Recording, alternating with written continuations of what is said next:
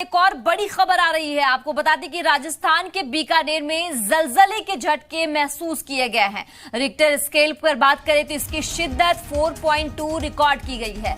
इससे पहले अरुणाचल प्रदेश के चांगलांग में भी आज जलजले के झटके जो है वो महसूस किए गए हैं, जिसकी शिद्दत 3.5 रिकॉर्ड की गई है। तो ये बड़ी खबर आपको बता रहे हैं कि यहाँ जहां राजस्थान के बीकानेर में जलजले के झटके हैं वो महसूस किए गए हैं। अगर हम रिक्टर स्केल की बात करें तो इसकी जो शिद्दत है वो 4.2 रिकॉर्ड की गई है। इससे पहले अरुणाचल प्रदेश में भी आज जलजले के झटके महसूस किए गए हैं, जिसकी शिद्दत 3.5 बताई जा रही है। तो राजस्थान में जलजले के झटके जो है वो महसूस किया गया है। राजस्थान के बीकानेर की ये खबर आ रही है जहां जलजले के झटके महसूस किए गए।